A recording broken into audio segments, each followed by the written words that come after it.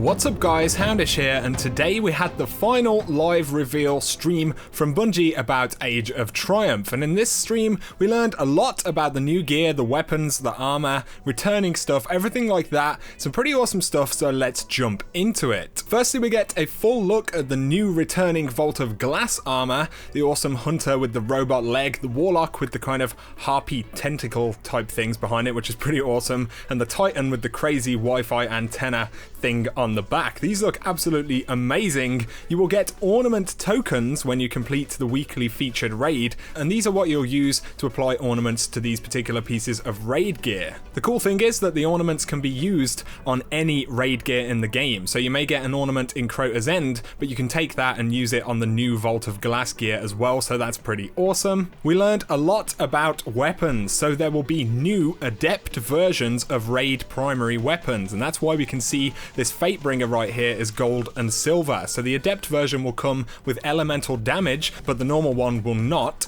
and you can see that there is actually a visual difference right there. Interestingly though, the adept versions that come with elemental damage are actually exotic, which I think is pretty damn cool. We also get a look at the adept vision of confluence right here. These all look really awesome. Obviously they're using the fact that they're exotics to balance the fact that they have elemental damage, much like Zalo Supercell was the only elemental weapon from year 2 up until now. But these particular weapons have been confirmed to drop randomly when you complete challenge mode. So you'll have to clear, say Templar challenge for a chance at the exotic Fatebringer presumably, so the grind for these is going to be pretty real. Up next we get a look at the new Vex Mythoclast with its ornament applied, which looks pretty awesome. They have actually stated that there are no kind of sandbox or balance changes to the Vex Mythoclast, so it's just been brought up to level and has these new ornaments. Up next though we get a full look at the new Crotas End gear. We can see it on all three classes right there. These particular armor pieces have a really cool animation when you take damage, so the glow actually goes away when they take damage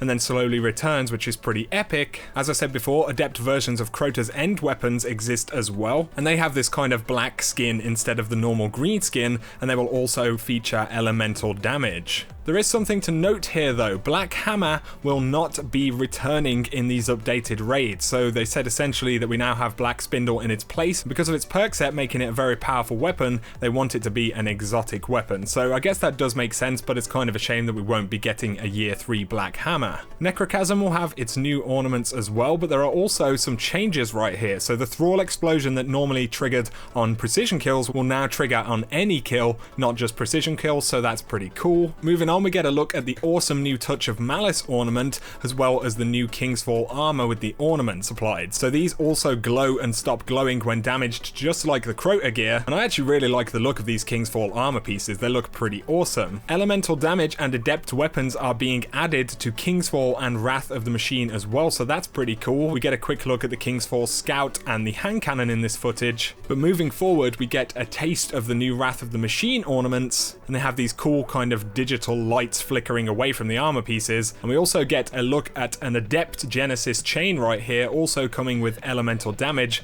and we get a brief look at the Chaos Dogma, which is firing arc damage, which is pretty awesome. And finally for the gear, we get a look at the gear which will come from the Moment of Triumph treasure boxes. So these armor pieces take chromas to get the glow to come through, which is pretty cool. We finally have a use for all those chromas. The class items from these particular armor sets will come from the Speaker's quest, which you'll get at the start of the Age of Triumph. In this scene we also get a look at the Lord of Wolves ornament, 2 different ornaments for Soros Regime, as well as the Dragon's Breath ornament, which looks pretty awesome. And finally we get a quick peek at the No Land Beyond ornament, which is coming in this update. So as far as the gear goes, this stuff looks absolutely awesome. I'm very excited to get hold of elemental primaries again, and the fact that they're exotic I think is pretty cool. Some people are a little bit disappointed that we won't have, legendary weapons that can do that, but in terms of Sandbox and Balance, it does make sense, and I personally think it's pretty cool that we'll be able to get adept exotic versions of these weapons. To finish the video though, they briefly mentioned a few sandbox changes which are coming in Age of Triumph, which I'll skim over right now,